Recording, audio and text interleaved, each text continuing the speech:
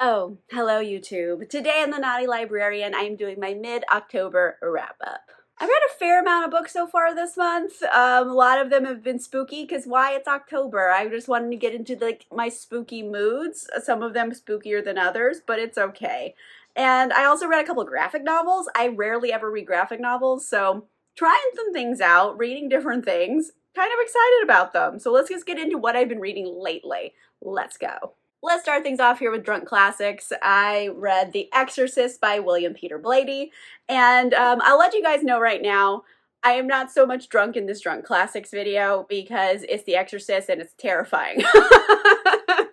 So quick review because my full review of this is coming out shortly, but overall I think I give it like 4 stars. I think there's some stuff in here that's like overall unnecessary for the plot of the book. I will get into that further in my in-depth review. It's a really scary book. It has a lot of scary shit going on. I was like worried to walk around my house in the dark. Like it was a lot of shit happening in this book. I do think it's very good. Just some things in here are unnecessary for the plot and I feel like are in poor taste. Mind you, this is a book about like a 12-year-old girl getting possessed by a demon. So like, yeah, there's a lot of like general demonry going around here, but there's some aspects of this that are gratuitous to a point where I'm like, I don't think it was necessary for the plot. Like, what are you trying to do? Convince me the demon is evil? I was already convinced, sir. You didn't have to have like these particular things on page. It felt like it was in poor taste. So that being said, I did like it. I thought it is genuinely a very scary book. Be aware though, just a heads up, I actually got this book, which is one of the printings from 1974 when the movie came out. The original print of the book had this cover. It came out in 1971. So I would say the movie tie-in edition right here, 1974, 1971, is pretty close to the original text. I would say this is the original text of the book. The audiobook, the only one I could find was a 40th anniversary edition, so I was like, okay, cool. And I was reading it, and it is so different. They had changed the text, by the way. If you're wondering, like the 40th anniversary audiobook edition is probably about a 60% match to the text in here.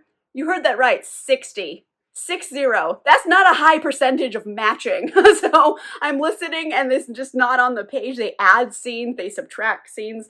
Almost all of the dialogue is different. So they don't match. Just be aware. Get a newer edition of it if you want it to match the audiobook. I have an original edition. Doesn't match the audiobook. About 60%. So another reason why I didn't drink while reading this, because frankly, I just wouldn't be able to. It was just like, what is happening? But it's scary. It's a scary book, obviously. It's a scary movie. William Peter Blatty wrote both the book and the movie, so that's why the movie's such a faithful adaptation. So if you're wondering the plot, the movie's pretty much the exact plot of this. Next category is graphic novels, and I read 2 of them. I read Demon in the Wood by Leigh Bardugo and Dani Pendergast, and this is just kind of like a little Grishaverse prequel book, and it's the Darkling as kind of like an angsty teen before the Darkling like created the Fold and did all of that kind of stuff. Mind you, if you haven't read the books or seen the TV show, none of that makes sense to you, but just go with me on it. It's the Grishaverse, so there are people with magical abilities and they are persecuted a lot. So they're kind of always on the run, and you have this young boy and his mother on the run, and they have a very rare magical ability where they can create shadows and control them. And it's kind of like a trial by fire. Like this probably would be one of the founding influences on the Darklings' thought process and character development of who they are when we meet them in the Grishaverse. So, you know, it's kind of a tragic story. It's a lot of betrayal and stuff. So it's kind of just like one individual story in the Darklings' past. So it's not like a full history. It's just one isolated incident. But the art is really beautiful. I loved it. It was fun to read. It also has an audiobook component, which is rare for a graphic novel, so I recommend getting the audiobook component plus reading at the same time, because then you have like sound effects. You have Ben Barnes reading it to you. What? Ben Barnes is doing the audiobook for this, guys. Like, please, go get the audiobook and read this at the same time. It's a great experience. It adds like extra dimension to like if you have like a bunch of panels with no writing on it, he's describing the panels and what the character's feeling. So I feel like there's more details that you could get from the audiobook with the, you know, graphic novel itself.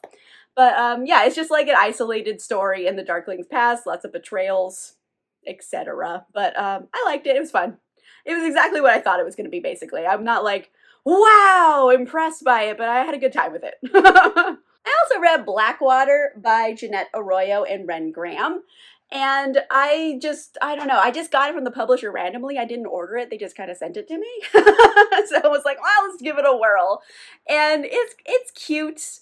Overall, I would say it's a very good YA kind of Halloween romp, I would say. It's this like small town called Blackwater, and a lot of teen angst, and you know, this guy right here, he's like a track star, and then they have like a kind of like a nerdier kid, like a, you know, and they kind of form a friendship, and maybe more of a friendship. So it's kind of, it has queer representation, it has trans representation, it has werewolf representation, if that's a thing.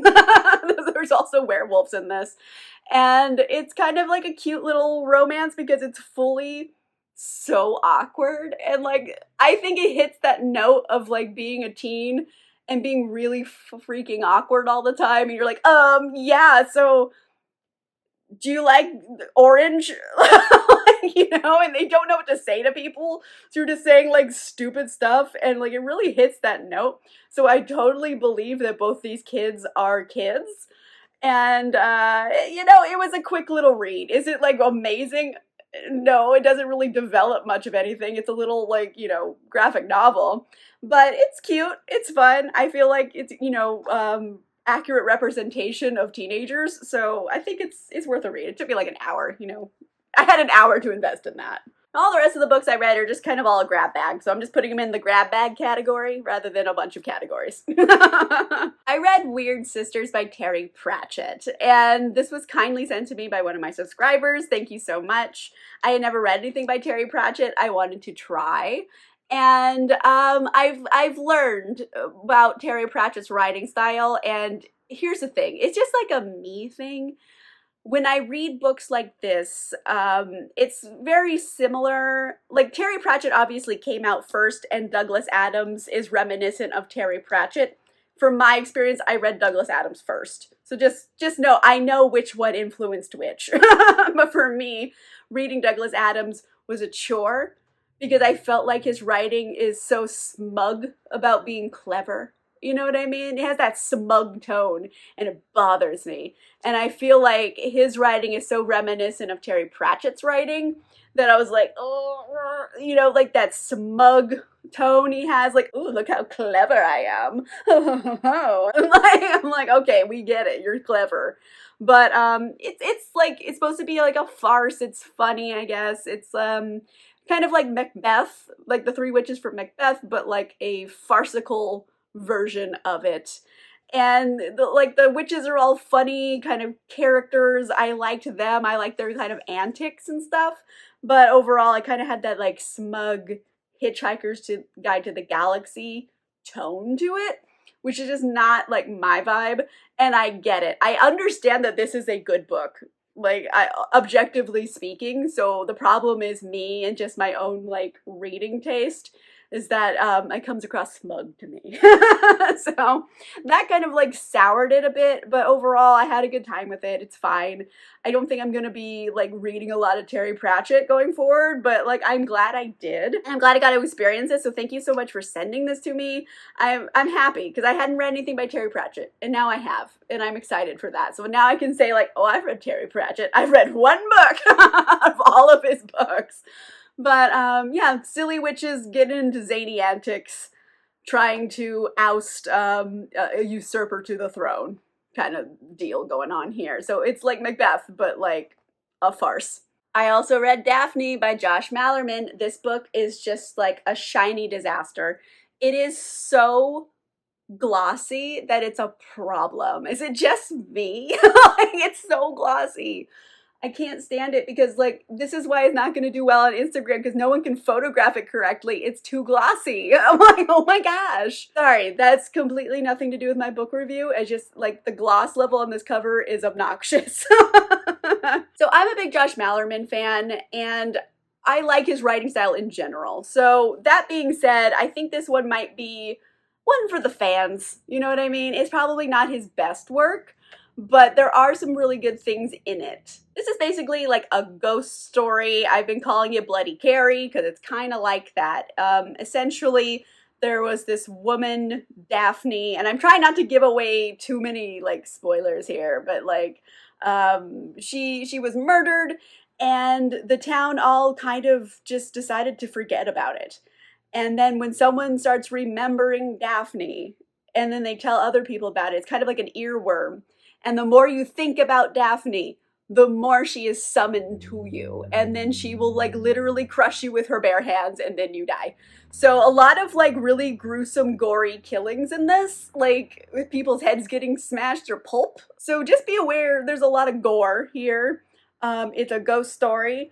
And also, what makes it kind of scary is that the fact that, like, you can't stop thinking about it. Once you think about it, you're always going to be thinking about it. And there's nothing you can do to stop thinking about it because it's already in your brain, and then more people die, and you're like, you're really not going to stop thinking about it. So it's kind of a psychological horror story in a way because there's, like, this, psychic resonance here where like it keeps getting repeated and repeated, but that's kind of the point of the story. It builds the tension. So I like that he has this kind of rhythm in here where it's repeating itself, but it's supposed to. So it's not like, it doesn't feel repetitive when you're reading it, but it is repetitive, but it's building that tension of like, you can't stop thinking about this. I like that. I felt like the characters, I mean, there's a lot of characters in here and none of them are super well developed, if I'm being honest. But I do like that they felt like kids, you know? I didn't feel like they felt unusual being teenagers. They felt like, you know, like teenage basketball players and they would like goof around and do stupid kid stuff. And it has some good stuff in here. And I felt like a lot of the tension is really, really good. The gore is fun. But the ending is a bit quick, I would say. Maybe rushed is the best word for it. It kind of has like, I don't want to, I'm sorry, spoilers. It's a bit of like a Freddy Krueger ending. I'll just say that. But it's so fast that I was just like, I wish we had more time to build that tension and have it like ratchet up even higher to where it would have been more satisfying. So it's a bit rushed. I feel like it needed to be even longer than it was. It's just not quite long enough. It needed more space to find resonance with like a lot of the tension here. Like it had it, but I'm like, just let it sizzle a little longer. I think it would have been better. So overall, I think it's like a B. I give it a B. It's fine. It's good, but it's not like the best I've seen Josh Malerman do. Last up, I read Killers of a Certain Age by Deanna Rayburn. I love this. I gave it 5 stars. Well, it was like 4.5 stars. I rounded up, and like I tabbed so many things in it. There was funny, laugh out loud funny, and also like action packed. It has like a good like mystery elements.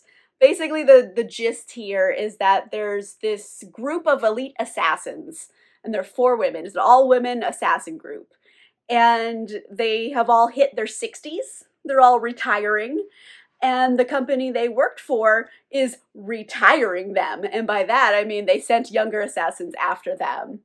And these women are like, no, we have to figure out who's trying to kill us and why and stop it. So it's a lot of like this all-women assassin crew coming back together, one last mission kind of thing. And a lot of dealing with like past mistakes. And also, you know, the crew's back together again. And they're getting into like a lot of like very elaborate assassination plots, like how they're gonna like find these people to kill them. And I really liked it because, you know, these are women in their 60s. Mind you, they're elite assassins. They're still pretty spry and athletic, you know? A lot of like bare hand fighting and killing and stuff in here with a woman in her 60s. And basically, okay, here's the thing. Here you go. It's like Sex in the City, but make it murder. That's it. That's it. It's Sex and the City, like the most recent movie where they're all a little bit older. Sex and the City, but make it murder. That's this book. And I really, really enjoyed it. I hadn't read anything by Deanna Raybourn. I keep always being recommended Deanna Raybourn like over and over and over again. And so finally I read a book. Makes me want to read more books by Deanna Raybourn. They all have kind of like a murder mystery element to them. So very excited. Loved it. Had a great time with this. Okay, so that was my first half of October. Overall, I think it was a pretty good reading month so far. I read some good stuff. I read some like maybe a little disappointing things, but they can't all be winners. Also, coming out soon, I will have my drunk classics on The Exorcist available. Also, I am reading The Vampire Armand, so I'm continuing on with my Anne Rice read-along. I'm also been reviewing the Interview with the Vampire series every episode. I'm really excited for those. I think you guys are liking them too. Also, I announced my secret project, which was Autumn of Bond. It might be Winter of Bond, really, because it's going to go on for longer than I anticipated. I'm reading all of the James Bond books and comparing and contrasting them to the movie counterpoint, because I am such a James Bond nerd. I know. I don't know if there's a ton of like James Bond nerd overlap in my audience, but I'm hoping there is because I am. Like, I know way too much about it, so I wanted to make some videos about it. So that will be coming shortly after Interview with the Vampire is over because I can't take on 2 huge projects at the same time. I will like lose my mind. But anyway, let me know in the comments down below. What have you been reading so far this October? Have you read anything spooky? If so, what's the spookiest book you read? Was it really scary? Let me know in the comments down below. If you like this video, make sure you give it a like, and if you want to see more videos, make sure you subscribe. And if you want cool exclusive content, including a book club, you can consider becoming a channel member or a patron. The links for that are in the description down below. And on that note, I will see you guys soon. Bye!